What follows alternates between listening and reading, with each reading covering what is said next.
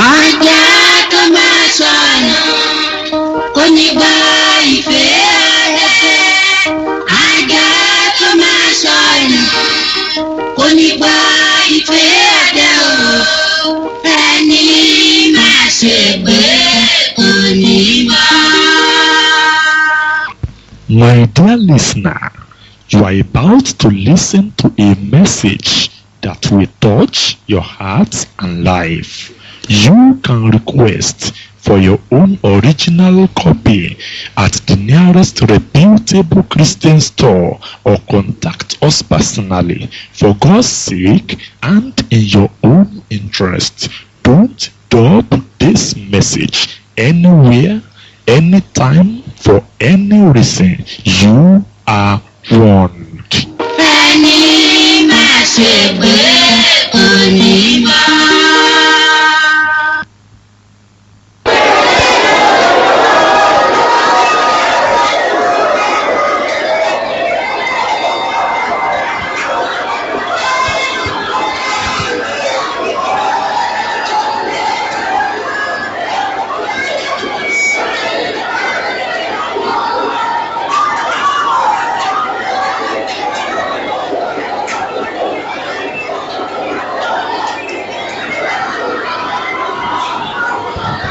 Ní orúkọ Jésù Olúwa wa. Olúwa lónìí gbà wá ní àgbàtán. Jẹ́ ká rórí ọ̀fẹ́ gbà.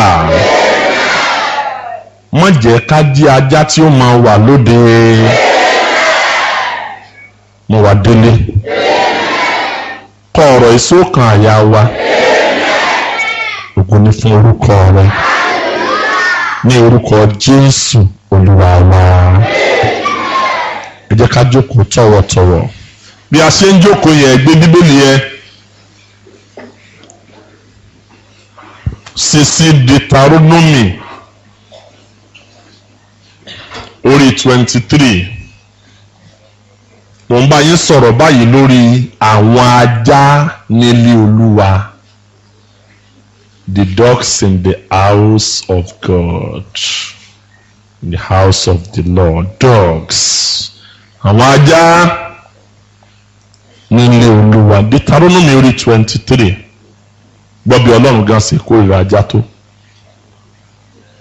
Ìwọ kò gbọ́dọ̀ mú ọ̀yà àgbèrè, verse 18 ni mò ń kà o. Ìwọ kò gbọ́dọ̀ mú owó ọ̀yà àgbèrè tàbí owó ajá wá sínú ilé Olúwa Ọlọ́run rẹ fún ẹ̀jẹ̀kẹ́jẹ̀, nítorí pé ìríra ni àní àwọn méjèèjì sí Olúwa Ọlọ́run rẹ. Máa gbọ́ o, ìwọ kò gbọ́dọ̀ mú owó ọ̀yà àgbèrè. Nígbà tí wọ́n tún sọ, wọ́n ní tàbí owó ajá. Ìbáà sí owó ọ̀yà àgbèrè tàbí owó ajá. Ẹ̀yin pásítọ̀ ẹ máa gbọ́ o, money is not money o. Ṣé ẹ gbọ́ báyìí? Ọlọ́run ní ẹ má jẹ́ kẹ́nikẹ́ni ó mú owó ajá wá ṣọ́ọ̀ṣì fún ẹ̀jẹ̀kẹ́jẹ̀ o. Tí ẹnìkan bá wà ní ṣọ́ọ̀ṣì yín tí ó bá gbégbé ayé mímọ́, ẹ má gbọ́ rẹ lọ́wọ́ ẹ̀. Ẹ̀yàn ajẹ́ ni o. Ẹmẹ́nìkan láṣẹ́wó, ẹ mọ̀ pé ṣe ẹ̀ ní í ṣe. Àwọn kan wà tó wọn mọ̀ pé iṣẹ́ kan wà tí gbàgbọ́ lọ́wọ́ èèyàn. Wọ́n mọ̀ pé tí èèyàn bá sì gbàgbọ́ lóòótọ́, ìgbàgbọ́ a máa gba iṣẹ́ míì lọ́wọ́ ẹni. Fún àpẹẹrẹ, ó jẹ́ babaláwo, ó wá sọ wípé ọ̀tọ̀ níṣẹ́, pé ìgbàgbọ́ tí ò níṣẹ́ òkú ni, ọ̀tọ̀ níṣẹ́ ọ̀tọ̀ nísìn. So ó jẹ́ babaláwo, wọ́n wá gbàgà fún ṣọ́ọ̀ṣì, wọ́n fi ọjà alága kọ́mítì. Ọ̀run ègbé náà ń lọ òwò àmúrídélé o, torí pé ìgbàgbọ́ rẹ nu Jésù ọyọ ọgbàṣẹ babaláwo lọ́wọ́ ẹ̀. Tàbí ó jẹ́ díáyín tó máa kọ tó máa dẹ́mu. Ìgbà tó wá gba Jésù báyìí, bàbá díáyín ó fi ṣe ẹmu dídá lẹ̀ o. Tí ìgbàgbọ́ yẹn tó gbà tí ó bá ti gbaṣẹ́ burúkú lọ́wọ́ ẹ̀, ó wá débi èrè, ó wá débi ìsinmi o. Kì í ṣe pé òdodo ọ̀rọ̀ rí bí ìsọkú ọmọ ìyá àsọkúsọ ni o. Máa gbọ́ o, màmá ọ̀ ń ta provision, ọ̀ ń ta milk, ọ̀ ń ta bọ́ǹfìtà, gbogbo nǹkan yẹn ló ń tà, ó fáìn. ṣùgbọ́n ó tó ń ta sìgá gbàrà tó bá fayé ẹ̀ fún Jésù ẹrù òfin sìgá ó yọ kúrò nínú tọ́ǹtà tó bá fẹ́ dọ́rùn. máa gbọ́ o sista dádì ẹ̀ ń ta Fanta ẹ̀ ń ta kóòkì ẹ̀ ń ta gbogbo ọtí jẹ́nẹ́rálì ẹ̀ ń ta gúdà ẹ̀ ń ta trọ́bù ẹ̀ ń ta tìrìtìrì ẹ̀ ń ta fọ́fọ́ gbogbo ẹ̀ lẹ́ ń tà. now gbàrà tó wá gba Jésù lólúwa àtolùgbàlà ó ti mọ̀ pé èyí tí ò dáhùn tọjọ́ títí pani ọ̀yọ̀pọ̀ yóò kú mọ̀tínà àti Fanta soft drinks nìkan ló kù tọ́ ọmọ ta. máa bọ́ sista ìṣe hairdresser lọ́kọ́ o tó o sì ń ṣe tó o sì freedom ẹ̀. now ọmọ ń bá àwọn tí wọ́n bá gbérun wọn jó irun wọn wọ́n bá blow rẹ̀ wọ́n bá ń shampoo ẹ̀ wọ́n ṣe jericho ẹ̀ gbogbo ẹ̀ manicure pedicure gbogbo ẹ̀ lọ́ọ́ máa ṣe. now ọwọ́ àgbà Jésù báyìí iṣẹ́ wọn dàwọ́ dúró yóò kúrun dídì nìkan tọ́ bá ń pín òpin ọ wà sẹ́mi ṣe tọ́ bá dọ̀run ni tọ́ bá fẹ́ dọ̀run ni wọn ò tí ọ̀run mẹ́nikẹ́ni lọ́rùn ẹni tí ọba fẹ́ lóye sọ̀ràn. now bákan náà ìṣe àṣẹwó ló ń ṣe tẹ́lẹ̀ bóyá professional ni ọ́ tó gbà sọ bóyá ọ̀dẹ̀ gbà sọ gbàrà tó bá fayé ẹ̀ fún Jésù ó ti mọ̀ pé ìṣe ọ̀kọ̀ọ̀kọ̀ bọ́ lọ́wọ́ ẹ̀ náà. tí a bá wá rí ẹnikẹ́ni tó jí àgbèrè tàbí aṣẹ́wó nínú church gbogbo àwọn èèyàn dẹ̀ mọ̀ bóyá ńgbà tó bá ń bọ̀ ní church ló máa ń change lọ́wọ́ ẹ̀wù tó dáa lọ́wọ́sọ tó dáa ṣùgbọ́n tó bá dé ṣọ́ọ̀bù ẹni iṣẹ́ pátá àti kọ́mú nìkan ló wọ̀ tó dùn síwájú ìta tọ́ọ̀tọ̀ gbogbo ẹ̀ tó ṣe irun tó ṣe gbogbo ẹ̀ tó kún powder tí ó ṣe perfume táwọn ọkùnrin ọmọ gbáwájú yín kọjá tó máa yẹ ìwò tẹ́pẹ́sẹ́ tó ń ṣe nìyẹn. now tó bá wá lọ gba Jésù lúwa tó gbàlà iṣẹ́ ń bọ̀ tí iṣẹ́ ń bá bọ́ lọ́wọ́ ẹ tó ń wá ṣọ́ọ̀ṣì bí pásítọ̀ rẹ bá kan sáárá sí ọ̀pọ̀ òǹgbówó wá àti wọ́ àti pásítọ̀ yín lẹ́ẹ̀jọ́ fèsì ìdájọ́ Ọlọ́run ẹ̀ ní bọ́ o ẹ̀ ní bọ́ why Bíbélì wípé Deuteronomy orí 23 jẹ́ kọ́kọ́ ka ẹsẹ̀ 17 kó o lè mọ bó ṣe serious tó kí àgbèrè kó má ṣe sí nínú àwọn ọmọbìnrin Ísírẹ́lì tàbí oníwà Sódómù yẹn ni àwọn ọkùnrin tí ń bọ́kùnrin sùn ní oníwà Sódómù kó má ṣe sí nínú àwọn ọmọkùnrin Ísírẹ́lì pure and simple commandment nítorí wá tẹ̀lé ni pé ok ìwọ kò gbọ́dọ̀ mú owó ọ̀yà àgbèrè bẹ́ẹ̀ nìkan bá mú owó wá bí èèyàn bá ń wá ṣọ́ọ̀ṣì á béèrè iṣẹ́ tí ń ṣe a gbọ́dọ̀ mọ irú iṣẹ́ tí ń ṣe a gbọ́dọ̀ mọ ibi tí ti ń rówó a bá débi iṣẹ́ rẹ̀ tá a bá jẹ́ pásítọ̀ tòótọ́ o a bá débi iṣẹ́ rẹ̀ o now wọ́n kò gbọ́dọ̀ mú owó ọ̀yà àgbèrè tàbí owó ajá wá sínú ilé Olúwa Ọlọ́run rẹ fún ẹ̀jẹ̀ kẹ́jẹ̀ nítorí pé ìríra ni àwọn méjèèjì sólúwa Ọlọ́run rẹ àti owó ọ̀yà àgbèrè àti owó ajá àwọn ajá nílé Olúwa. àwọn ajá kúnnú ayé rẹpẹtẹ o nítòótọ́ àwọ̀ la fi mọ ènìyàn ṣùgbọ́n inú gan lèèyàn gbé. ogunlọ́gọ̀ ló gbé àwọ̀ ènìyàn wọ̀ nítòótọ́ ṣùgbọ́n ajá ni wọ́n nínú àwọn mìíràn ìkookò ni wọ́n nínú àwọn mìíràn kìnìún ni wọ́n nínú àwọn mìíràn ọ̀ká ni wọ́n nínú àwọn mìíràn paramọ́lẹ̀ ni wọ́n nínú àwọn mìíràn àkekèé ni wọ́n nínú bákan náà àwọn mìíràn ajá ni wọ́n nínú wọ́n lè máa kọrin fÓlúwa ọ̀tọ̀ lẹ̀bùn ọ̀tọ̀ lórí ọ̀fẹ́ o tó o bá gbẹ́kẹ̀lé ẹ̀bùn kódà kò sí bí ẹ̀bùn ọ̀ràn ọjọ́ ọ̀run àpáàdì lọ because mo nóòtì lónìí wípé àwọn tó lẹ́bùn jù ní agbéraga jù àwọn tó lẹ́bùn jù lè sùn wà lẹ́yìn wọn ní tí wọ́n ti kú ti jù àwọn ni ẹ máa ń sọ̀rọ̀ ságbà àwọn tí ẹ lẹ́bùn ni ẹ máa ń yájú máa gbọ́ àwọn tó lẹ́bùn lè sùn wá ká má bàa pẹ́ nídìí ẹ̀bùn wọn bí àwọn ajá bá tilẹ̀ wà nínú ayé ǹjẹ́ ó yẹ ká tó rí ajá nínú ilé Olúwa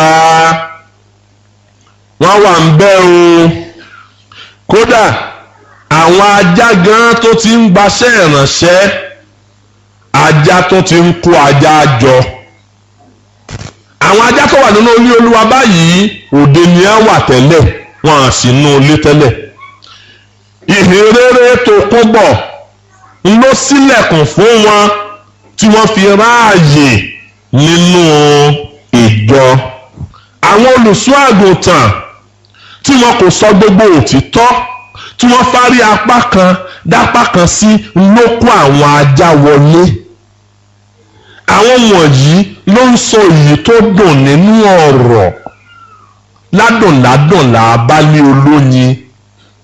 Róòmù orí 16 kọjá wo àwọn pastor, àwọn modern preachers.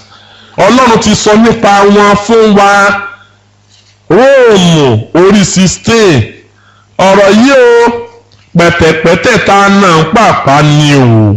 Ẹ̀ ń bá tàbá ó tún bẹ̀ ṣé wọn fi tàbùkù ẹ̀yìn ìránṣẹ́ Ọlọ́run kó kálukú kíyèsí ń tọ́gbà àti ìpè tọ́lọ́run pé àti ń tí bá ń ṣe lọ́wọ́ o. Róòmù orí 16 láti ẹsẹ̀ 17 ara. Èmi sì bẹ̀ yín ẹ máa ṣọ́ àwọn tí ń ṣe ìyapa àti àwọn tí ń mú ìkọ̀sẹ̀ wá lòdì sí ẹ̀kọ́ tí ẹ̀yin kọ́, ẹ sì kúrò ní ìsọ̀ wọn. Àwọn kan wà tí ó bá lọ sí ọ̀run rere ó kúrò ní ìsọ̀ wọn. Àwọn kan wà tí ò bá fẹ́ lọ sọ́run àpáàdì ò ní bá wọn rìn o. Ọgbọ́n ẹsẹ̀ 18 nítorí àwọn tí ó rí bẹ́ẹ̀ kò sí Jésù Olúwa, kò sí Jésù Kristi Olúwa wa, bí kò ṣe ikùn ara wọn. Ọ̀rọ̀ rere, ẹ̀yin pásítọ̀ ẹ máa gbọ́ o, ọ̀rọ̀ rere àti ọ̀rọ̀ dídùn dídùn ni wọ́n fi ń pa àwọn tí kò mọ méjìlé ọkàn dà. Ọ̀rọ̀ rere, ọ̀rọ̀ dídùn dídùn, ta ni ọmọgbọ́n káfẹ́ràn ẹnu wá wá tì? We have so many motivational speakers among the preachers now. Oh, one day the Holy Spirit told me that the ministers of nowadays know exactly how to explain away the scriptures. And you know there is a difference between explaining the scriptures and explaining away the scriptures. Tọ́ba bẹ̀rẹ̀ ní nbolo ti gbọ́ yẹn kò rí bẹ́ẹ̀ yẹn, unisex ní ṣòkòtò everybody ló ń wọ̀. Sọ àwọn preachers tó ń sọ yẹn fún ẹ̀wọ̀n jáde, tí wọ́n bá jáde tí wọ́n bá débò mìíràn wọ́n á mọ̀ pé ayé òpin sọ́dọ̀ àwọn. You see àwọn ignorant pastors, àwa tá à ń sòótọ́ fún ẹni pè ní ignorant o. Are you listening to me? Alright. Ọ̀rọ̀ dídùn. Sunday 1 kí ni title message? Prosperity par excellence. Sunday 2 supernatural wealth. Sunday 3 blessings from above. Sunday 4 almighty breakthrough. Kò sí ọ̀rọ̀ lórí ẹ̀ṣẹ̀, wọ́n sọ̀rọ̀ ọ̀dájọ́. Ìyá ọ̀dẹ́rù bá ọmọ àjọ, wọn náà fẹ́ bá ọmọ àjọ nínú jẹ́ ọ̀fẹ́ dẹ́rù bá yàn. They don't want to step on anybody's toes. Modern preachers. Àwọn ló kájá wọlé. Come as you are, remain as you are. Ìjọ wà pọ̀ rẹ́rẹ́rẹ́. Tó bá ti rí ìjọ tó bá kún examine them. Mi sọ pé mi ò lòdì sí kíjọ dàgbàsókè, mi ò lòdì síjọ kíkún. But ẹ jẹ́ ká make sure pé kò kúnkún ya. Ẹ jẹ́ ká make sure pé kì í sa ajá la kó jọ. Àwọn kan wà tó ń qualify kápẹ́ lólùṣọ́ àgùntàn. Ó bẹ́tà kápẹ́ ní olùṣọ́ ewúrẹ́. Because ewúrẹ́ gan pọ̀ ju àgùntàn lọ. Ẹlẹ́dẹ̀ wà ń bẹ̀, ajá wà ń bẹ̀. Mi ò sọ pé lẹ́sìn ò ní sí ṣọ́ọ̀ṣì ìwọ̀n abalọ́yẹ ọmọ.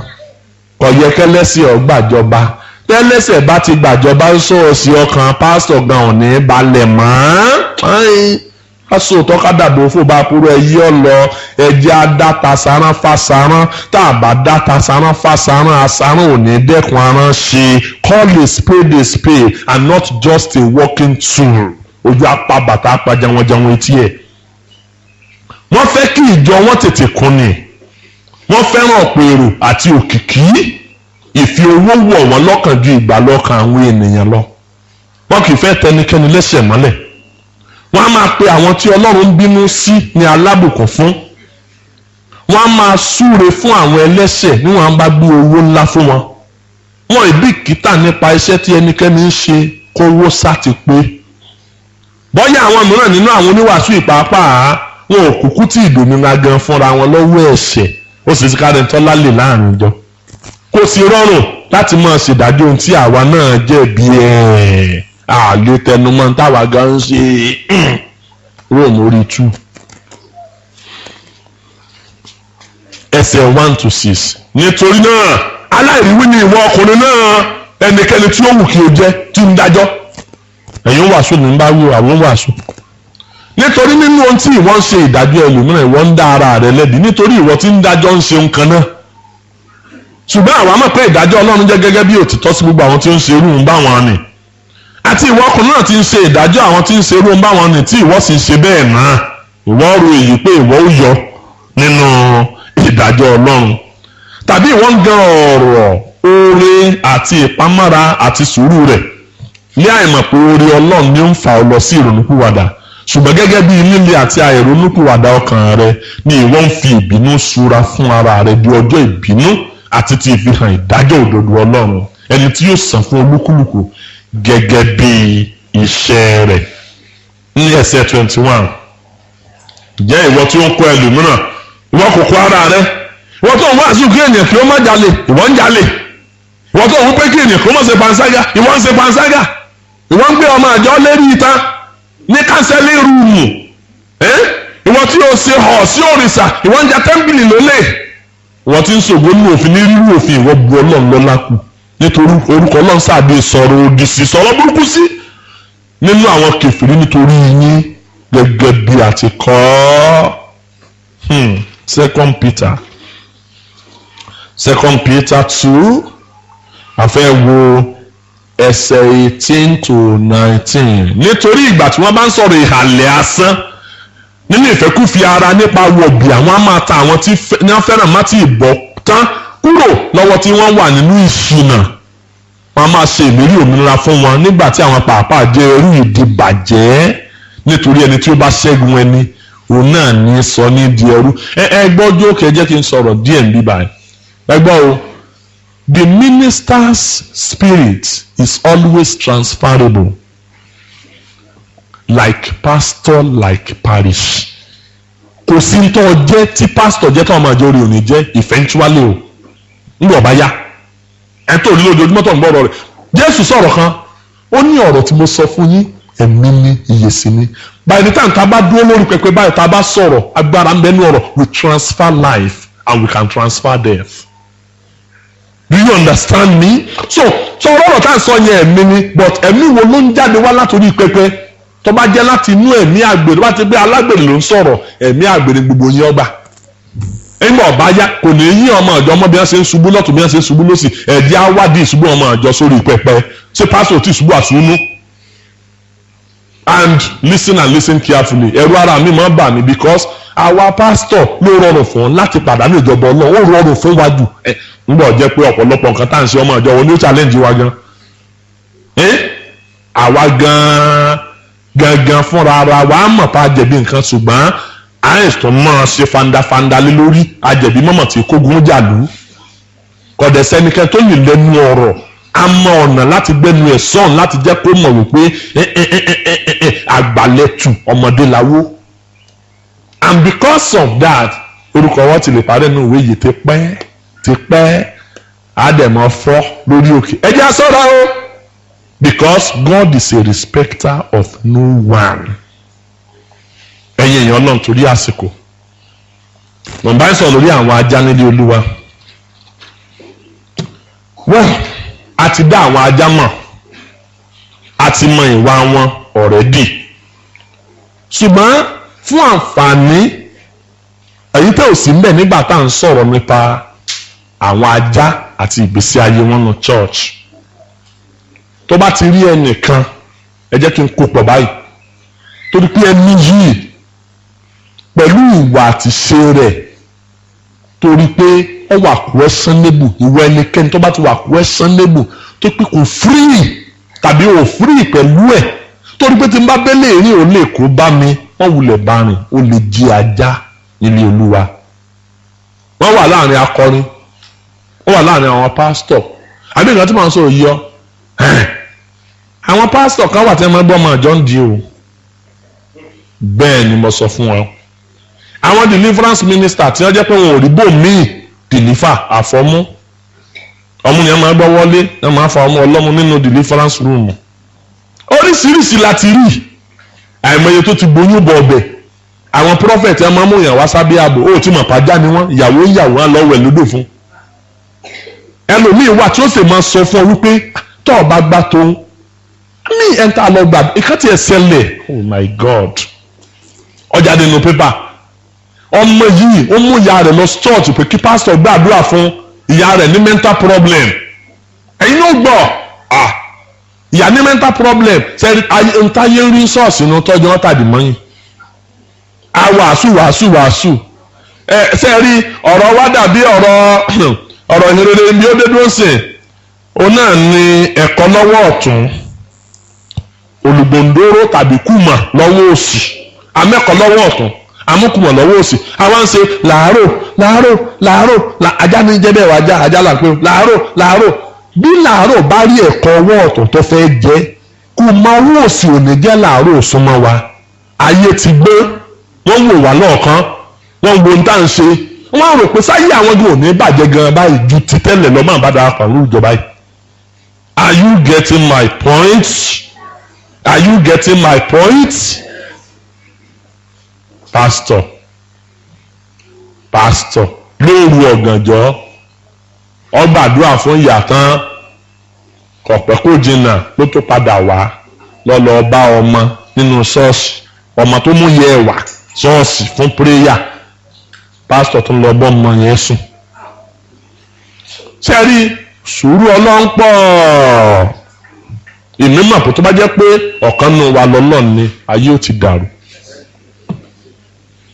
ojú ọlọ́run rí kábíyèsí ó kú sùúrù ọjọ́ ọ̀dàjọ́ ó lè lóòótọ́ ó kálukú dirí ẹ̀ mọ́ kọ́lọ́mọ́jà abọ́ sọ́wọ́ ọlọ́run nígbẹ̀yìn tá a bá bọ́ sí ọwọ́ ẹ̀ fún wọ́n rí sí ọ̀dí ọ̀dà ó lè la o mo nóòtì nǹkan kan ìdájọ́ ìfẹ́ funfun yẹn tí wọ́n bá sọ àlàyé ẹ̀fẹ́ dáadáa ó rí i pé gbogbo ọ̀tọ́ máa dó síwájú ẹ̀sán pé mo sì rí èwe àti àgbà kò sẹ́ni ìgbàlà kan nù wọn kò sẹ́ tó dó síwájú ìtẹ́ ìdájọ́ funfun tí ó là kò sí wọ́n sì pọ̀ bí omi àwọn ló pọ̀ jù wọ́n pọ̀ bí kò sẹ́ tí ó là nù wọn o why because bí a bá sì rí ẹnikẹ́ni kò dẹ̀ sí ẹnikẹ́ni tá a rí orúkọ wọn rẹ̀ nínú ìwé ìyè nínú àwọn tó bá dó síwájú ìtẹ́ ìdájọ́ fún yẹn bàbá sì rí ẹnikẹ́ni tí a kọ orúkọ rẹ̀ sínú ìwé ìyè aṣọ sí adágún náà ó yọ ọbẹ̀rù adágún náà ìyá ẹlẹ́kọ̀ọ́ gan bẹ̀rù iná ẹ̀kọ́ ìyá onífùfù ń bẹ̀rù náà fùfù are you listening to me nepa gan bẹ̀rù wáyà kí ló dé táwọn òronú iná èèyàn iná ayé nìyà ń sá fún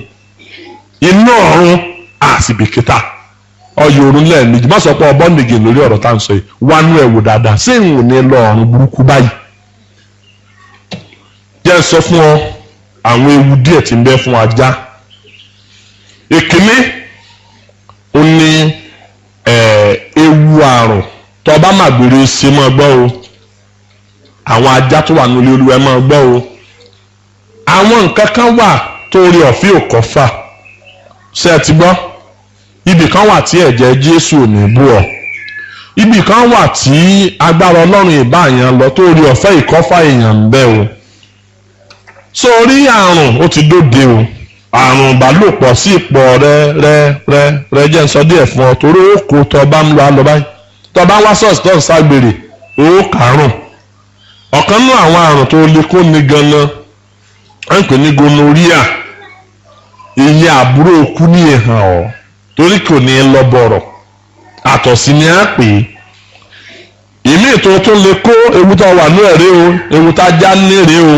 ó ní àrùn kan wà tẹ́ ń pè ní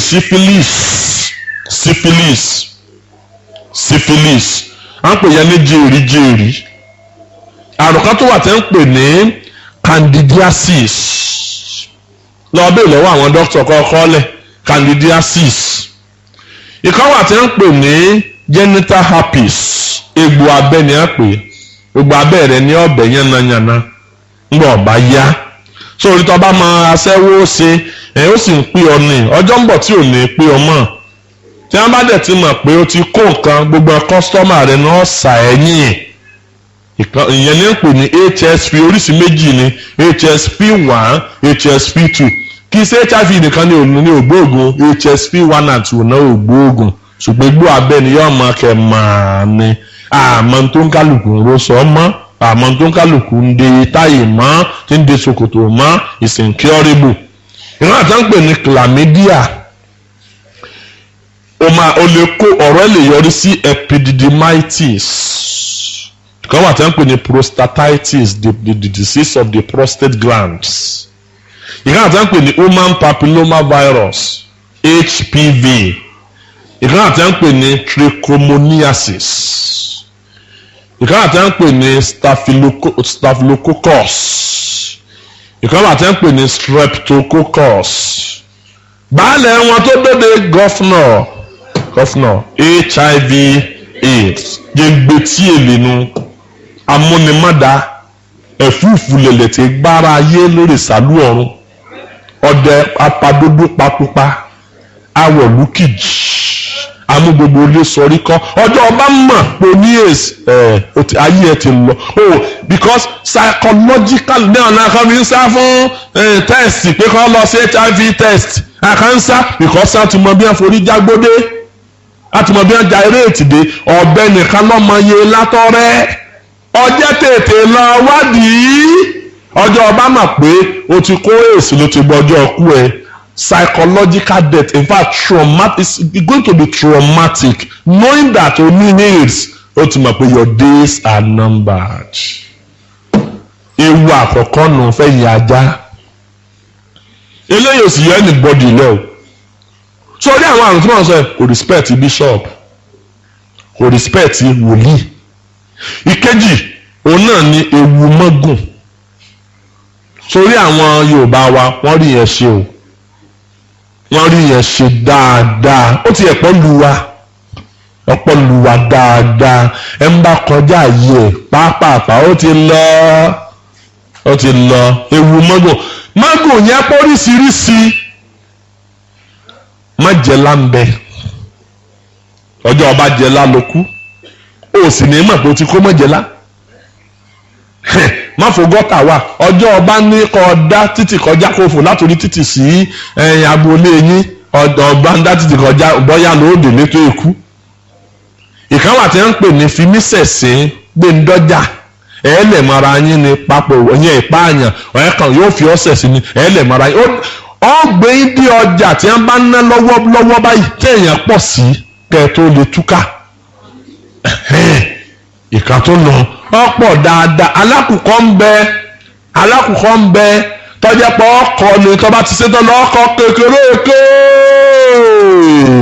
bọ́ba dẹ̀ ti kọ tán òṣèwẹ́lu olókìtì wà tọ́jẹ́ pé tọ́ba ti ṣetán báyìí tí o bá ti parí ẹ̀ báyìí ló ń ṣèlú agbókìtì pọnlá ní ẹ̀ pè ní mẹ́ra ta kẹta tọ́ba ta ẹlẹ́ẹ̀kẹta ọ̀tà tẹ̀rù ń pa and that is all. Ewu tí ń bẹ fún alágbèrè mọ̀ ń sọ fún ẹ yóò tó ọba máa ṣe èmi ò ní sọ pé o síwọ́ àbá ní ààbọ̀ ọ̀rọ̀ la sọ fọmọlúwàbí tó bá dénú ẹ̀ àdògègè sórí tí mo ń sọ yìí ọ̀rọ̀ ọjọ́ bọ̀ ọ̀run kọ́lá sì ń sọ lọ́wọ́ báyìí ọ̀rọ̀ bí ayé rẹ̀ yóò ṣe létò bó o ṣe ní dọmọ rẹ̀ lẹ̀ bílẹ̀ ò ṣe ní ìdílé onílé bọ́mọ rẹ̀ ò ṣe ní dọmọ ọlọ́mọ bó o ṣe ní fẹ́ru ẹ sọ́ọ̀yàn because alágbèrè ò ní ọlọ́jọ́ ọ̀la kò sí garanti pọ́ dàrọ́ ọ̀la.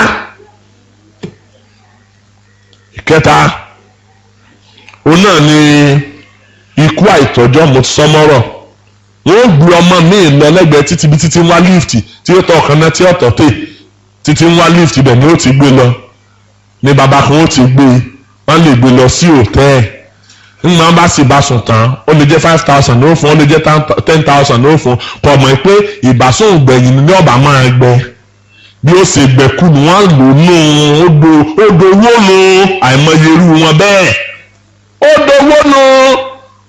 now ẹ̀ńtọ́ ọgbà ìyàwó ẹ̀ tàbí ẹ̀ńtọ́ ń bá ìyàwó ẹ̀ sùn tí ọ̀bà lè fi mọ́gùn pa ọ́ kò ní róore kan ó lè rán assassin sí ọ kan lọ pa ọ́ ẹlòmíì ó ti kú tán bọ̀ bá dọ̀rùn ní òtò mọ́tọ́ pa wọn. gbọ́n accident ò jìnnà sálágbèrè torí kú burúkú ni ẹ máa kú bákan náà àrùn ò jìnnà sí alágbèrè mo ti sọ yẹn mọ́rọ̀ àrùn tó sì lè pa ọ́ wà nídìí àgbèrè dáadáa. òmíràn ewu míì fún àwọn ajá òun náà ni ewu ìsínwín o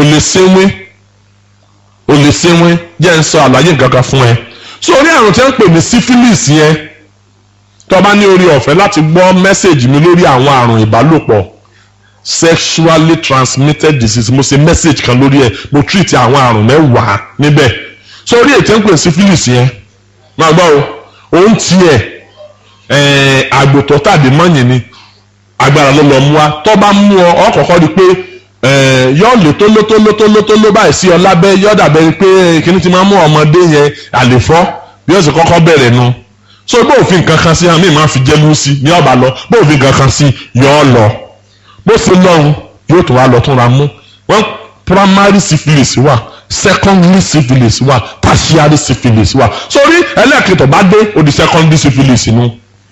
So ọ̀tọ̀ ni tí yóò tún mú wá bí o tó fi nǹkan kan sí yóò tó lọ. So nígbà bá padà dẹ́dẹ́lẹ̀ kẹta tó bá ti pẹ́ lára èèyàn, it can go into the nervous system, a lọ sí brain rẹ, á dẹ̀ dá. Àwọn kan wà tí ń ṣe èrè kiri tó jẹ́ pé as a result of syphilis ni awo ti sí ni ó ṣòro wò, ọwọ́ ayé ni ó pè é, tó bá ti kó sì yẹ lọ́pọlọ orí ẹ̀ ó dàrú ni. Àwọn kan wà tó jẹ́ pé nípasẹ̀ àgbèrè wọ́n gbèpè ìpè ìjẹ̀bú, wọ́n fẹ́ ni ẹlẹ́ni ló ń fọmọ ọlọ́mọ lóyún tán, wọ́n sì pè pé wá ń bí kò sí ní tó a fẹ́ ṣe sí, ó ti wáyé náà. Ṣé wọ́n lo lóyún ọ̀tá kú wọlé ẹ̀pọ̀ ń bẹ́, olódò náà wà ń bẹ́, oní àti kú wo ó ní wọ́n ní ọ̀yàrí wọ́n fẹ́ lómi, wọ́n tẹ lómi láṣẹ, wọ́n ta láṣẹ, wọ́n fún un lépè, ó ń ṣe èrè kiri.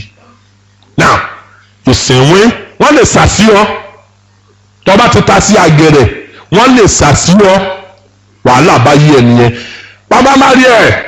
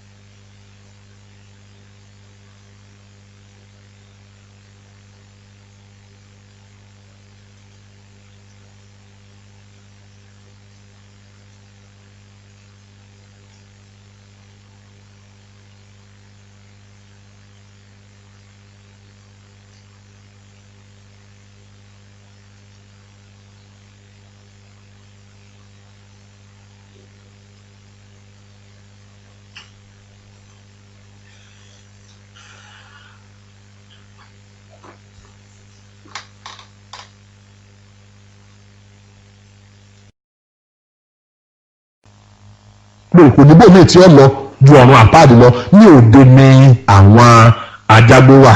Now ẹ jẹ́ ká wo ìfihàn orí 2, ká wo ìdájọ́ tí Ọlọ́run pinnu pé òun ó ṣe fún àwọn alágbèrè. Ìdájọ́ tí Ọlọ́run pinnu pé òun ó ṣe fún àwọn alágbèrè náà fi hàn orí kejì ẹsẹ̀ 20 sí ẹsẹ̀ 23. fi hàn orí kejì láti ẹsẹ̀ 20. ṣùgbọ́n èyí ni mo ní sí ọ nítorí tí ìwọ fi àyè sílẹ̀ fún obìnrin nì Jésíbẹ́lì tí ń pe ara rẹ̀ ní wòlíì. Can you see that? ìyàwó pásítọ̀ mi ní bá ṣọ́ọ̀ṣì jẹ́.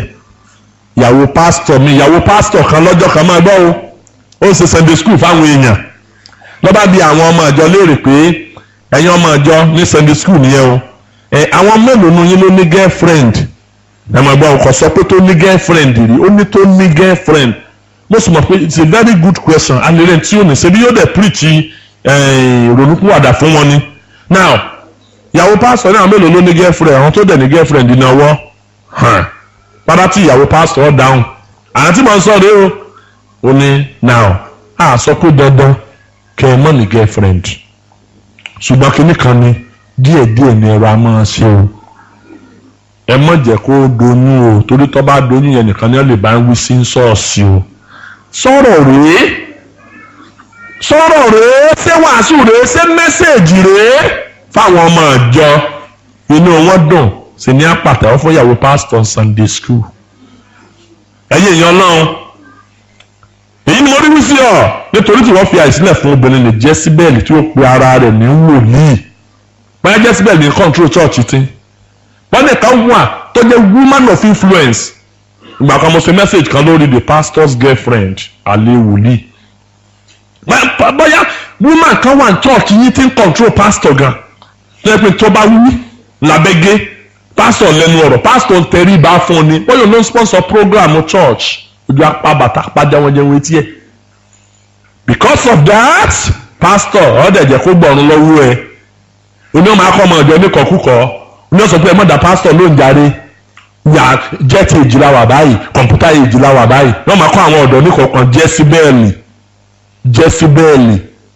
tí ń kọ́ àwọn èèyàn níkọ̀ọ́kúkọ̀ tí ń fi àpẹẹrẹ búburú lélẹ̀ ta ló gbé jẹ́rìí wọ chọ́ọ̀chì yín náà ta ló gbé mínísíkẹ̀tì wọ chọ́ọ̀chì yín bóyá ìyàwó pásítọ̀ yín ni listen and listen carefully sẹ́rí church is nobody's property do you understand me pé èèyàn dájọ́ lè ń kọ́ lóní church o ọlọ́run ló níjọ́ o a sì gbọ́dọ̀ treat church of God lápò not church of man tí church bá ti di family church tọ́jẹ́ pé obìnrin ló kù tí ń rùlù church tọ́jú pé ìyàwó pásọ̀ ló kù ti darí pásọ̀ tó bá sọ̀ lẹ́nu ọ̀rọ̀ mọ́ tàbí obìnrin kan tó jẹ́ mafia woman ló ń darí church ló ń darí àwọn ọ̀dọ́ tó bẹ̀rẹ̀ kalẹ̀ gẹ́gẹ́ bí Jésíbẹ́lì tí ò lápẹ̀rẹ̀ rere you better stop ọba ẹ̀kẹ́ tilẹ̀kùn church yẹn because àwọn tó wà níbí ò ní retí ó sì ń kó àwọn ìránṣẹ́ mi ó sì ń tàn wọ́n láti máa ṣe àgbèrè ó tún tàn ìránṣẹ́ Ọlọ́run láti máa ṣe àgbèrè èmi ọmọ irú àwàdà tí ọmọ ìjọ tàbí married woman tàbí ẹnikẹ́ni of influence nínú church tí ọmọ ṣe tí ọmọ rẹ́rìn ìlú pastor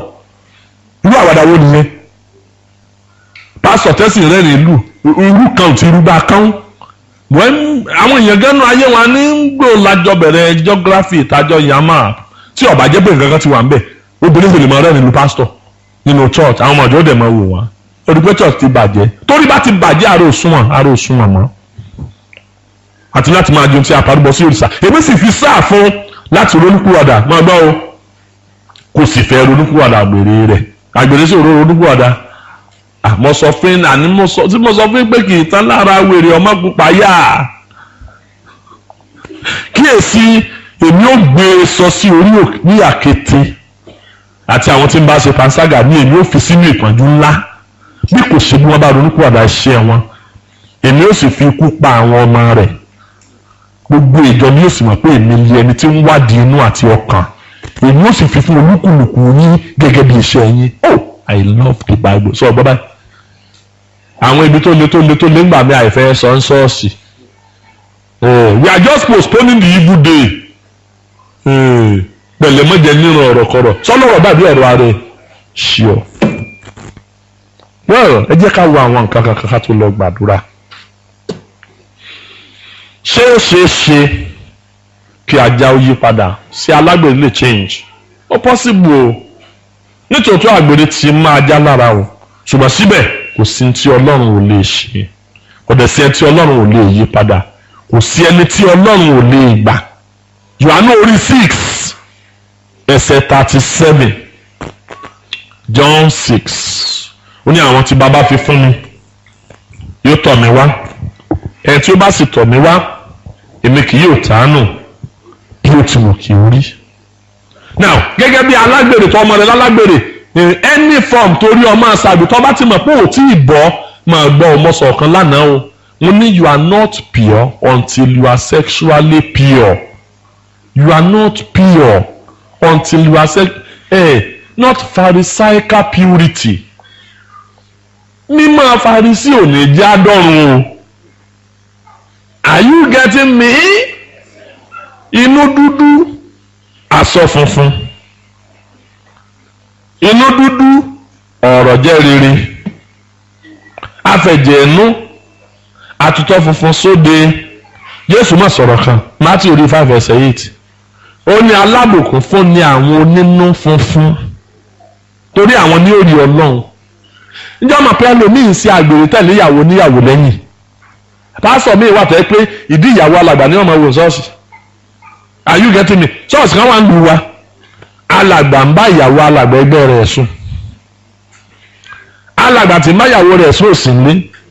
Àwọn kan kò dé sí bá a ṣe yọ sólà yọ gbọ́. Àṣírí kankan ò sí. Àṣegbé ò sí àṣepamọ́ lọ́wà. Gbogbo bí ẹ ṣe jọ́ ní àsáwọn kan wà tí mọ́nítọ̀ wọn. Ojú kan wà tí ń wú ọ, ojú tó ọ̀sọ̀ tí ń sọ ọ. Bí a ṣe ránṣẹ́ sí alàgbà náà. Alàgbà nǹkan kan lé o máa bọ̀. Ọ̀rọ̀ kan wà tá a bọ̀ sọ. Àwọn agbọ̀ràn dùn. Ní a bá gbé sí alàgbà létí lálàgbà bá farí alọ́ba lọ bá pásítọ̀. Lọ́ba pé ìyàwó ẹ̀, ìyàwó bá ń gbọ̀n. Ìyàwó lójó kíákíá ní ń jẹ́wọ́. Nígbà tí wọ́n pe alàgbà tí ń bá ìyàwó alàgbà sùn ló ń bá yarí ní ẹ̀. Ọjọ́ tètè sòótọ́ kó tó di túkàtúkà.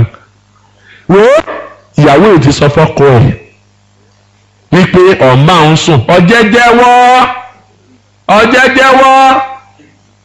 ẹ̀ believe pé àwọn alàgbà ọjẹ́wọ́ ní eventually ọ̀jẹ́wọ́ ńgbà tí wọ́n gbé bí ní iwájú ọwọ́ ajẹ́wọ́ lọ́wọ́ aburú jù bẹ́ẹ̀ sẹ́yìn mọ̀ pé àpá ò lè jà wọ̀ ojú ọdẹ ò lè jojú ara irú ọ̀rọ̀ bẹ́ẹ̀ ìmí kínkín létí àwọn gbẹ̀gìrì náà. Ẹjẹ́ àná ẹnìkan ní ẹjẹ́ àná nù wá ẹjẹ́ á máa jẹ ń lọ bójú kú òun bẹ́ẹ̀ ọkàn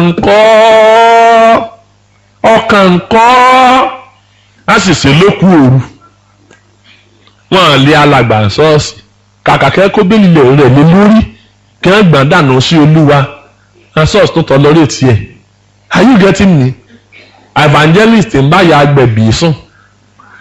Ṣọ́ọ̀ṣì sì ń tọ́ lórí tiẹ̀. Pásọ̀ mi ọ̀bọ̀ máa jọ sùn nínú ṣọ́ọ̀ṣì ńgbà tó bá di túkàtúkà táyé bá gbọ́ nítorí yẹ kí wọ́n ṣe fún wọn ní ṣé wọ́n á nítorí pé ìṣe full time pastor tí wọ́n bá dá dúró ní ìsìn kí ni ọmọ jẹ ṣé ohun ọmọ yìí pé ẹni ẹ̀tọ́ yára ẹ̀ sọ́tọ̀ fún sí olúwa tó ń fọwọ́ kan wá ìmọ̀ tí ìjẹ́ bá bọ́ lẹ́nu ẹ̀ ó burú kébi ọ́pá kó tiẹ̀ máa yé kó tiẹ̀ mọ̀ pé n tó ń ṣe ọ̀dà tí bá pásẹ̀ nǹkan burúkú wá ní. wọ́n wà lọ gbé lọ ṣọ́ọ̀ṣì ibòmíì tó jìnnà sí bí ó ti ṣe ń tí ọ̀dà ọ̀rọ̀ wa ò yàtọ̀ sọ̀rọ̀ ọlọ́pàá bọ́lọ́pàá pààyàn lẹ́kọ̀ọ́ wọ́n lè ṣe lókù òru wa náà ti dá dúró lẹ́nu ọṣẹ́ Ebonyi state ní ó gbé lọ. Are you getting my point? Ọ̀dà kí la fi bẹ́tà ayé. So wọ́n wà gbé lọ síbi tó jìnnà ní ọba tó máa operate gẹ́gẹ́ bí pastor mind you yóò tàn bẹ́lòmíì sànú ṣọ́ọ̀ṣì yẹn inú ẹ̀jẹ̀ rẹ̀ lọ wà. Mo máa sábà tẹnumọ́ ẹni tó rú ọ̀bà tí ìtànú ẹ̀ kọ́ mọ́ bá ṣe ìrànṣẹ́ ẹni tó lọ ọ̀bà tí ìfún gbẹ tí ọ̀bà tí ìbọ̀ lórí ọ̀rọ̀ àgbèrè mọ́ wulẹ̀ gbaṣẹ́ ìrànṣẹ́ ọkàn máa kó bá chọ́ọ̀chì nínú Ọlọ́run sì ní í dùn. Ẹ má sì ń bọ́ lọ́nà ló jẹ́ òní láyọ̀ ọ̀run kò sì ní láyọ̀ láyé tiẹ̀ náà pàápàá.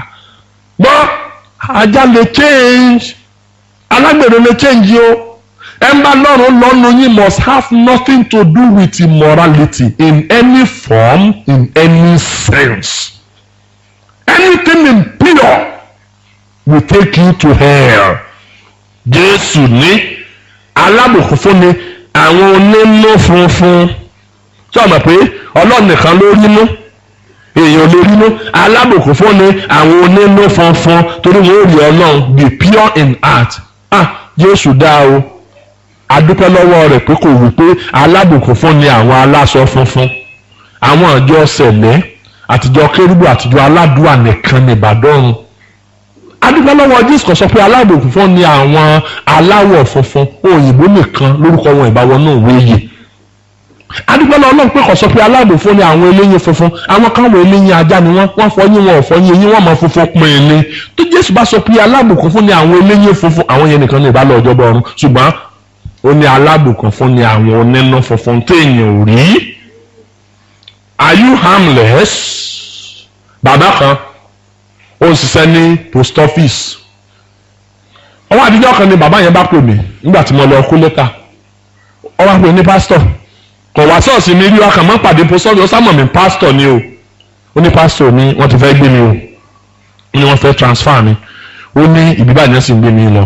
ó ní tí wọ́n fẹ́ ṣe ni pé ó ní ọmọ mi ó ní my daughter my only daughter only is about 22 only is about 19 years ló pé 19 years of age ó lọ wà ní secondary school bí ó ní ò lè mú lọ òun sì lè kó family ń dání báyìí ó ní ṣùgbọ́n tó ń bá ti lọ tán ó ní ọmọbìnrin yẹn ó ní ṣọ́ọ̀ṣì mi lòun fẹ́ kọ́ máa wá ó ní bàbá ṣe bí wà fi yín wà ń bí àwọn ọmọ yòókù náà dẹ̀ wà ń bí tí wọ́n jẹ́ kéékèèké ó ní pásọ̀ onímọ̀dà lóhùn ó ní tí n bá ti lọ tán nìsín ó ní tí ọmọ yẹn bá ń lọ ṣọ́ọ̀ṣì àwọn ó ní wọ́n bóun fún un lóyún ń bẹ̀ lọ́ba transform ẹ̀ sí ṣọ́ọ̀ṣì tíá ó ní kọ́ máa lọ ṣọ́ọ̀ṣì wọ́n á jókòó mo rò ó ọ̀rọ̀ ni it's a message ó ní wọ́n bóun fún un lóyún ń wá sọ̀nsọ̀n kankan lẹ́yìn rẹ̀ ẹ wo ìgbàgbọ́ táwọn èèyàn ní wọ́n wò wá o wọ́n mọ̀ tá a lè ṣe ọjọ́ kan mo gbé mọ́tò mi lọ sọ́dọ̀ rìwáyà bí a ṣe wá ń sọ̀rọ̀ lọ́wọ́ bẹ́ẹ̀ náà ni pásítọ̀ kan kọjá lọ́wọ́ juwọ́ sí rìwáyà yẹn bìkọ́ sọ̀dọ̀ ẹ̀ náà ni òun náà ti máa ṣe mọ́tò rẹ̀ ní rìwáyà mi máa juwọ́ sí bó ṣe juwọ́ sí báyìí ó wá kọjú padà síbi ó ní ẹni ọ̀wọ̀ tẹ́ bẹ ní ọ̀wọ̀ jẹ́ nù ó ní kí ló mí ẹni ọ̀wọ̀ tẹ́ bẹ náà ní ọ̀wọ̀ tẹ́ bẹ ní ọ̀wọ̀ jẹ́ nù mo á gbé síwájú mo fi ṣàwàdà sí mo ní bẹ́ẹ̀ mi náà bá kú lọ nísìn bó ṣe kú mo sọ́n pàtó ní rárá o ẹni ọba máa ń sọ wá àwọn ọmọ rí náà ọláwà tá a lọ ṣọ́ọ̀ṣì ọlá máa sì rí ẹ̀yìn tẹ́ ń lọ àti gbogbo ẹ̀yìn pásítọ̀ pátápátá ọjọ́ kan lálẹ́ ìgbàgbọ́ kan ń sọ̀rọ̀ kan ó sì ń sọ fatafata nípa ní ẹ̀mọ́ tó ń sọ yóò dáa ó lé kíní ọláwà ọ̀lọ́ ṣọ́ọ̀ṣì ń tíya o ó sì gbogbo àṣírí ṣọ́ọ̀ṣì ọwọ́ wa lọ́wọ́ ọba dárúkọ pásítọ̀ kan pásítọ̀ tí mo mọ̀ dáadáa ó ní kíni ó ní ṣe bí ọjọ́ báyìí lásìkò báyìí ní gbogbo àwọn ará alẹ́ péjọ ní wọ́n bá parí ìjà láàrin wọn àti ìyàwó ẹ̀ torí pé ìyàwó ẹ̀ kábúrú ọmọ àjọ. lẹ́nu ọjọ́ mẹ́ta ẹlẹ́nìkan tó sọ fún mi a muslim for that matter tó ń ṣiṣẹ́ oní instrument báyìí wọ́n máa ń àwọn ọjọ́ máa ń tọgbà instrument lọ́wọ́ rẹ̀ tí wọ́n bá fẹ́ ṣe sọjí máa ń sọ mo ní being that àfáàní mo ní ó ní ẹ ti súnmọ́ ṣọ́ọ̀ṣì ju kẹ́ ẹ mọ̀ wá gba Jésù sínú ayé yín lọ ọlọ́run àti gbọ́ là ń gbà náà ẹ̀ ń gbà á bó lẹ ṣe ń gbà ẹ̀ ó ní pásítọ̀ ó ní bẹ́ẹ̀ ṣe ń ṣe náà ní ẹ̀yìn ẹ̀sán máa ṣe ọjà rẹ ó láti rí ṣọ́ọ̀ṣì ògbó ó ní sẹ́yìn mọ̀ pé mo súnmọ́ wọn ló bá bẹ̀ sí ka church ó láwọn church tó ń bá dì nílùú ìbá ó ní láti lé mẹ́ẹ̀ẹ́dógún tó kù ní kọ́sítọ́mù àwọn anything tí wọ́n bá fẹ́ ṣe ó ní òun wá lọ gbowó lọ́jọ́ kan dákọ̀ ṣọ́ọ̀ṣì ló fẹ́ lọ gbowó ní ọ̀dọ̀ pásítọ̀ kan ó ń bò ṣe yọ sí báyìí ó ní bẹ́ẹ̀ lórí pé agbára kanra wọn ó lágbára kanra wọn because sẹ́mà ó ní òdùó lásán ó ní òun á pé pásọ̀ ọ̀dà tẹ́ bá ti lówó mi ẹ wá fún mi ṣọ́ọ̀bù ẹ jẹ́ máa lọ ó lòun bá kúrò ńbẹ̀ ó ní kí n wò ó ní pásọ̀ sí ń ṣoògùn tó ń gan tó wọ́n lọ ṣọ́ọ̀ṣì gan mọ̀ pé pásọ̀ ń ṣoògùn ó ní ó lóun ọmọ yẹn tá àwa kàn tiẹ̀ wá táwọn bá tiẹ̀ àfẹ́ lọ ṣọ́ọ̀ṣì ní ṣọ́ọ̀ṣì ibo náà wọ́n máa tiẹ̀ máa lọ báyìí ẹ̀yin èèyàn Ọlọ́run a sì lè change ìrètí wà o a sì lè change o ẹnikẹ́ni tó bá fẹ́ ronúpìwàdà ẹnikẹ́ni tó bá fẹ́ yí padà sọ́lọ́run tó bá fẹ́ kúrò nípò ajá and listen to me can you imagine pé àwọn kan wà tó ẹ pé wọ́n sì múra ṣọ́ọ̀ṣì kan wà tí wọ́n ti múra wọn méjì tí pásítọ̀ ọ̀fẹ́ kíjì ó tún kọ́ ṣẹ̀ dájọ́ ọ̀lẹ̀ ẹ̀dẹ̀ mọ̀ pé irú òwúwẹ̀ èèyàn ní kọ́kọ́ ya wọ ṣọ́ọ̀ṣì tá a má ṣẹ̀ dájọ́ ọ̀lẹ̀ ká tó rí èèyàn real people after some years ni so àwọn àmì ọmọ yọsẹ̀ yọ máa yọwọ́ yọsẹ̀ kọ̀ọ̀kan títí tí yóò fi kú ìjọ gidi ṣùgbọ́n ajú àwọn sódò ó kó ìṣẹ́wìrì ó kó ẹja igi jẹ́ńjòkè ọ̀pọ̀lọ́ àkèré alákàn gbogbo ẹ̀ ni ó kó pọ̀ mọ́ra wọn nígbà tá a bá lọ ṣe sọjí tá a bá bẹ̀rẹ̀ ṣọ́ọ̀ṣì. ṣùgbọ́n nígbà tí ọ̀rọ̀ bá bẹ̀rẹ̀ sí jáde, òtítọ́ bá bẹ̀rẹ̀ sí jáde, náà máa yọsẹ̀ níkọ̀ọ̀kan. pásítọ̀ yóò wá fẹ́ kí ṣọ́ọ̀ṣì wọn fọ́, ó fẹ́ mú gbogbo wọn dúró, gbogbo àwọn tó ẹ̀sẹ̀ wọ ṣọ́ọ̀ṣì wọn láàrin ọ̀sẹ̀ bíi 4 tí wọ́n bẹ̀rẹ̀ church ló bá sì wàásù marriage fún wọn. By this ló bá bẹ̀rẹ̀ sí fún wọn léra wọn lọ́wọ́ ní bá match wọn together, a brother to a sister, a brother to a sister. torí church ọ̀bọ̀ bàkàn bá máa fi ṣọ́ọ̀ṣì lẹ́nu, I'm telling you, bá gbèrè ṣe bẹ̀rẹ̀ ṣọ́ọ̀ṣì nu. kódà tí wọ́n bá ní pàdé ìṣòro ọ̀dọ́, wọ́n bá ti parí ìṣòro ọ̀dọ́ báyìí wọ́n pa náà ní kálukú mu tiẹ̀ nínú ṣọ́ọ̀ṣì bí ìjọ ṣe túmọ̀ lórí náà nù. a lè fọgbọ́n ayé kó ṣọ́ọ̀ṣì jọ, ọlọ́run ló ní ṣọ́ọ̀ṣì. tó bá jẹ́ pé kòkúkò la bá kó jọ lórúkọ Jésù, ọlọ́run ọba ní fọ́ ọbẹ̀ta kọ̀ fọ́ kó túká. tó bá jẹ́ kòkúkò la kó bíkọ́sà àmì gbére, ọlọ́run má jẹ́ àṣìṣe tí ò ní lérè. now tó bá wà nù church àwọn ajá nílé Olúwa tọ́jẹ́ kó o sì ń ṣàgbèrè, ó ń ṣe panṣágà, máa gbọ́ o sì lè change. àánú Ọlọ́run sì wà lórí ẹ o sì lè change o. nítorí ìgbésẹ̀ tó gbére o, because tó o bá gbé àwọn ìgbésẹ̀ wọ̀nyí, ìwà ajá tí ń bẹ láyé ẹni ò ní jí ọ̀la ń gbẹ̀yìn o. má gbàgbé o, ó ní òde ni àwọn ajá gbé wá. ìgbésẹ̀ 5 péré ló gbé tó o bá fẹ́ change. 1, ó ronúkúwàdà. Anybody tó bá ń hùwà ajá tó ń ṣàgbèrè, ìgbésẹ̀ àkọ́kọ́ ni pé kó ronúpìwàdà. Iṣẹ́ àwọn àpọ́stélì orí 3 ẹsẹ̀ 19. nítorí náà ẹ ronúpìwàdà kí ẹ sì tún yí padà. ẹgbẹ́ báyìí kì í sì pé ó sọkún èké wájú pẹpẹ ní ọ̀jẹ̀ ń pé ọ́ tà kọ́ láti ìgbà tí mo ti bẹ̀rẹ̀ ìpàdé yìí, torí ẹkún èké ti pọ̀ jù. ẹkún èké wájú pẹpẹ yíyí ń gbà gbọ́dọ̀ tó gbóná sí tinú rẹ ti lọ. ẹ ronúpìwàdà. tó bá ronúpìwàdà lẹ́yìn rẹ̀ ó tún wá yí padà. ó ní kẹ́ ẹ ronúpìwàdà kí ẹ sì tún yí padà. sọ gbọ́ báyìí ó ronúpìwàdà yẹn pé ó change mind yẹn nípa Ọlọ́run àti nípa ọ̀rọ̀ rẹ̀. ó mọ̀ pé tó ń ṣe ọ̀dà, ó dẹ̀ jẹ́wọ́ rẹ̀ gẹ́gẹ́ bí ẹ̀ṣẹ̀, ó ronúpìwàdà, ó dẹ̀ tún wá yí padà. now nígbà yẹn ó ní kí a lè pa ẹ̀ṣẹ̀ yín rẹ́. ẹ̀ṣẹ̀ rẹ ti gbógun o bí ẹ̀kọ́. gbogbo yí àwọn èèyàn tí ó ti bà tí wọ́n jẹ́, àwọn èèyàn tó ti bà kádàrá wọn dà. because bí ní wípé ẹnikẹ́ni tó bá bẹ́ẹ̀ nìkan ṣàgbèrè ó di ara kan pẹ̀lú ẹ̀. ìdí ẹ̀ tá yí ẹlòmíì òfin lè lójú tí èkú. ó ti ràrìn sọnù nínú ẹ̀mí, ó ti ràrìn rà á. ó ronúpìwàdà, ó sì tún yí padà pátápátá. ọgbọ́n báyìí. now ìkejì ó ní pé ó gba Jésù ní Olúwa àtolùgbàlà rẹ. iṣẹ́ àwọn àpọ́stélì orí 16 ẹsẹ̀ 31. tá bá sọ pé ó gba Jésù lólúwa àtolùgbàlà, kì í ṣe pé jẹ́ Màríà ló bí Jésù. ìdáná Bíbélì ló ń sọ yẹn o, tíọ́rì lásán nìyẹn o. ó gba Jésù lólúwa àtolùgbàlà. sórí tí wọ́n pè ní gbàgbọ́, ó ní fi ìgbàgbọ́ rẹ hàn mí láìsí iṣẹ́, èmi ó sì fi ìgbàgbọ́ mi hàn ọ́ pẹ̀lú iṣẹ́ mi. táwọn sọ pé nìkan gbàgbọ́, ìgbàgbọ́ rẹ gbọ́dọ̀ yí ọ padà. tí ìgbàgbọ́ rẹ tí ò bá yí ọ padà, o ò gbàgbọ́ rárá o.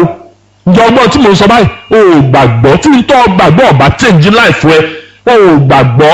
o gbọ́dọ̀ gba Jésù, kó o glue mọ́ Jésù, kó o so mọ́ Jésù, kó o fi Jésù sí ọ̀gá, kó o fi ṣe adarí, kó o máa gbọ́ ọ̀rọ̀ rẹ̀, kó o fi ṣe alágbára nínú ayé ẹ, kó o fi ṣe adarí ayé ẹ. nígbà yẹn ló tó gba Jésù o. ó gba Jésù lólúwa àtolùgbàlà. tí Jésù bá ń fẹ́ lọ́ọ́ máa ṣe. ìkẹta, ó ṣe àtúnṣe ọ̀nà rẹ. ibi àtúnṣe ó ti bẹ̀rẹ̀ ní pé gbogbo connection pátápátá ló máa break. òkò tó bá lè sún ọ mọ́ arákùnrin yẹn tàbí arábìnrin yẹn tàbí sugar daddy yẹn tàbí bàbá àgbà àyà yẹn tí máa wá fi jíìpù gbé ọ ní higher institution tó wà ní sátidé gbogbo nǹkan tó bá lè sún ọ mọ́ bọ̀ọ̀dà tó wà lábẹ́ àdúgbò yín tẹ́jọ́ máa ṣàgbèrè ní gbogbo ìgbà, gbogbo tó bá lè sún ọ mọ́ ẹnikẹ́ni tí ń lè fọwọ́ kọ Ọlọ́run fọwọ́ no. gbogbo àtúnṣe yẹn ló máa ṣe. fọ́tò ẹ̀ tó wà lọ́wọ́ ẹ̀ ó gbóná tàbí kọ́ dá padà fún. ohun tó gbà lọ́wọ́ ọkùnrin ó dá padà. àwọn nǹkan tó sí ìsìlọ́wọ́ obìnrin ọ̀ọ́dà padà ó rí pé nǹkan kan ọkọ̀ ní ẹ̀tí papọ̀ mọ́ kò ní sí fọ́tò rẹ̀ ẹlòmíì fọ́tò àlè rẹ̀ tàbí fọ́tò boyfriend rẹ̀ ló gbé sí ibi tí ó jẹ́ pé wá ti jíǹkù ìgbà àrọ́bà òní ọ̀kọ̀ọ̀kọ́ ní ó lè jẹ́wájú nítorí di tébù rẹ̀ ló gbé sí ó lè jẹ́nu álbọ̀mù ló wà ibikíbi ló lè wà gbogbo fọ́tò yẹn ẹjọ́ gbogbo tẹ́ ẹjọ́ yà ẹjọ́ náà then ó sọ fún un to his face to her face pé mo jáwọ́ mi ń ṣe mọ́ ntẹ́ ń pè látúnṣe nìyẹn ntẹ́ ń pè látúnṣe ni you will cut yourself clearly ó cut ara ẹ̀ off clearly kúrò lọ́dún ẹni yẹn so that kò ní sí nǹkan kan tí ó connect yín together mọ́. ìkẹrin ọ̀pá ara rẹ̀ mọ́ Timothy kìíní orí 2 Timothy kìíní orí 2 afẹ́ka ẹsẹ̀ 20 Timothy kìíní orí 2 ẹsẹ̀ 22 máa sá fún ìfẹ́kúfẹ̀ẹ́ òwe can you see that Timothy kejì orí 2 ẹsẹ̀ 22 máa sá fún ìfẹ́kúfẹ̀ẹ́ òwe sì máa lépa òdodo ìgbàgbọ́ ìfẹ́ àlàáfíà pẹ̀lú àwọn tí ń ké pe Olúwa láti inú ọkàn funfun wá now o gbọ́dọ̀ para rẹ mọ́ kó o para rẹ mọ́ pátápátá kó o para rẹ mọ́ ní ìwà funfun 1 Timothy 5 verse 22 má ṣe fi ìkánjú gbé ọwọ́ lé ẹnikẹ́ni bẹ́ẹ̀ kí o má ṣe jẹ́ alábàápínlẹ̀ ẹ̀ṣẹ̀ àwọn ẹlòmíràn para rẹ mọ́ ní ìwà funfun keep yourself pure ẹ̀yin obìnrin tẹ́ ẹ lùsì tẹ́ ẹ cheap bí gàrí ọmí tí a máa fọwọ́ gbàdì máa fọwọ́ kọ́ káàkiri tí a máa fà kiri by the time tó bá wà born again ojú ẹ máa yàtọ̀ ojú alágbèrè yàtọ̀ sójú ọmọ Ọlọ́run tó bá ti rí ojú àgbèrè ó ti mọ̀ pé ojú àgbèrè nílé yìí ní tó bá wà born again lóòótọ́ gbogbo wẹ́síwẹ́sí we have to go you understand me then ó ṣiṣẹ́ fÓlúwa tó bá ti dénú church ọwọ́ tó dilẹ̀ ní ẹlẹ́sùn bẹ́ẹ̀ lọ́wọ́ ẹ̀ ó ṣiṣẹ́ fún Olúwa nínú church ó fara rẹ̀ jìn nígbà ọ̀bà rí kan sí náà lọ́ọ́ máa ń ṣèṣekúṣe tí ò rí kan sí ní ṣèṣekúṣe ẹ jẹ́ ń lo àkóyè láti bá ẹ̀yin floor member sọ̀rọ̀ torí bẹ́ẹ̀ni kan máa wá pè rẹ̀ ní floor member ó rò kó oríire nu orúkọ rere ló sì pé báwọn kéèyàn máa jẹ́ floor member ẹ̀yìn ṣe floor member anything floor wọn náà mọ̀ pé èsì nǹkan tó da ilẹ̀ ẹlẹ́ni jẹ́ floor tó bá jẹ́ floor member member tó jókòó lẹ́ẹ̀lẹ́ ni ọ́ ọ̀làgà ń ṣọ́ọ̀ṣì túmọ̀ ẹ̀nu tó ọ̀bá mọ̀ tó máa floor member ọ̀làgà ń ṣọ́ọ̀ṣì yẹn ọmọ ọ̀gán ń ṣọ́ọ̀ṣì yẹn owó àdánù lọ ń dá àbí òye ọ so oríjó tó ń jó yẹn ijó ìyà ló ń jó ọkàn gẹ̀ẹ́tì ara ẹ̀ rárá ni floor member every Sunday ni ọmọ wa church floor member nìyẹn wọn kì í wọ ẹ̀yin tẹ́ ẹ̀ gbé nǹkan kan ṣe ń ṣọ́ọ̀ṣì bó o lè ṣòṣe ní máa lò yín akọrin ń kọrin ìwọ ọkọ irú yín ni wọ́n máa criticize àwọn akọrin pé wọ́n sì orin kọ irú yín ni wọ́n máa sọ pé ẹnìkan gbé tó fúláàtì irú yín ni wọ́n máa sọ pé onídùúrú sí dùúrù tẹ̀ ìwọ wọ́n sì rí ọ̀mà tẹ́ o sì lè bọ́ ọbẹ̀ kọ́ tẹ̀ ẹ́ nígbà ọmọ kò sì tẹ̀ irú ẹ̀yin floor member ni pásọ̀ máa wàásù lóyìnbó